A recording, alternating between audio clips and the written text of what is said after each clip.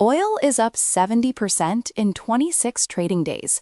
Not over a year, not over a quarter, 26 trading days. That number matters because it forces a specific question. What happens when the central bank's inflation problem collides with a shooting war it cannot vote on? The answer started taking shape Tuesday morning when the United States struck Kharg Island, Iran's main oil export hub, responsible for moving 20% of the world's oil supply. President Trump posted on Truth Social that a whole civilization will die tonight, setting an 8 p.m. ET deadline for Iran to reopen the Strait of Hormuz. West Texas Intermediate crude jumped another 3.2% on the news, hitting $116 a barrel. The VIX spiked above 6%. The S&P 500 opened negative. But the financial damage is not just in the headline price. It's in what oil at $116 is doing to everything else. National gasoline prices have hit $4.13 per gallon on average, of 89 cents from a month ago. In California, drivers are paying $5.93. In San Francisco, diesel has crossed $8 per gallon, the first time any American city has crossed that threshold. The U.S. Energy Information Administration warned that fuel prices may keep rising for months even after the strait reopens because refinery and logistics systems take time to reprice. The IEA chief called the disruption worse than 3 of history's biggest energy shocks combined. 9.1 million barrels per day of Middle East crude are projected to stay offline through April. Russia and China vetoed the UN resolution aimed at reopening the strait, removing the multilateral off-ramp. And Iran's Revolutionary Guard warned Gulf states that its considerable restraint was ending, signaling a potential broadening of attacks on oil and gas infrastructure across the region. For markets, the Iran war has now crossed the threshold from geopolitical risk into structural economic shock. That structural shock lands directly on top of the Federal Reserve's most uncomfortable position since the 1970s. The Atlanta Fed's GDP Now model currently estimates first quarter 2026 real GDP at 1% annualized. 1 quarter earlier, it was 4%. One-year inflation expectations from the New York Fed's Survey of Consumer Expectations rose to 3% in March. Gas price expectations hit the highest level since March 2022, jumping 5 points to 9%. The Fed funds rate sits at 4%, unchanged for 4 months. Put those numbers together and the picture is stagflation, inflation rising, growth collapsing, unemployment softening. It is the scenario the Fed explicitly cannot solve with a single policy tool. Chicago Fed President Austin Goolsbee said Tuesday that a stagflationary recession from oil price rise would be the worst outcome, and that he was cautious, nervous about the economy. Cleveland Fed President Beth Hammack said she could see a case for raising rates if inflation stays persistently above target. This divergence inside the Fed is itself a signal. When 2 regional presidents are pulling in opposite directions while the data is moving in only one, markets lose the anchor they rely on. Apple A illustrated the collateral damage. Shares fell nearly 5% on Tuesday, the largest single-day drop in months, after Nikkei Asia reported engineering setbacks in the company's foldable iPhone, potentially pushing the product into 2027.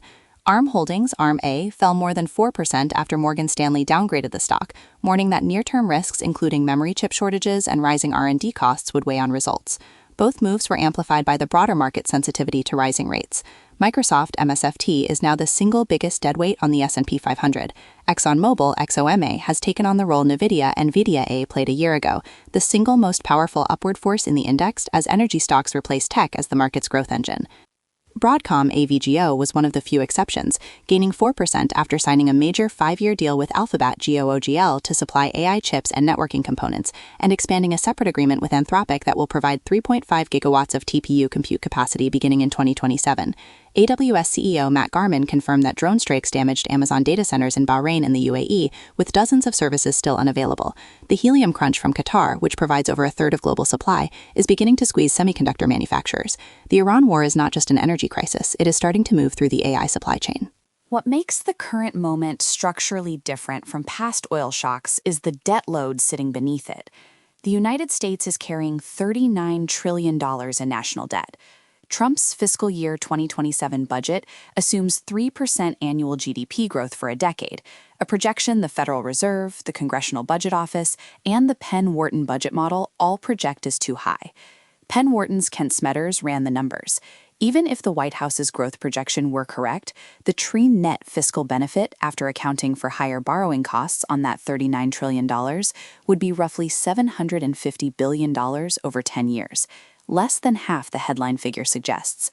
And that calculation does not include the cost of the Iran war, which Smetters estimates could reach $210 billion, with significant upside risk in a prolonged conflict.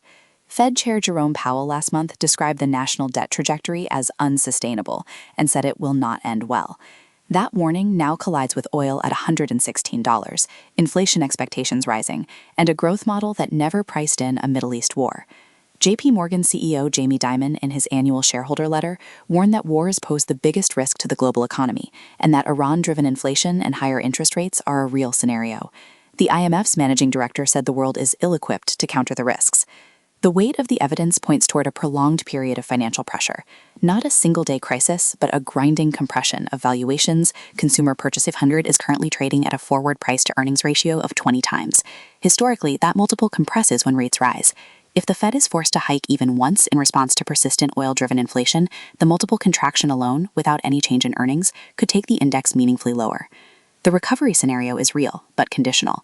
It requires one of three things: a rapid diplomatic resolution that reopens the Strait of Hormuz and allows oil to retrace, a Fed that succeeds in threading the needle, holding rates steady long enough for energy prices to cool without letting inflation expectations become entrenched, or an earnings season that surprises strong enough to re-anchor investor confidence.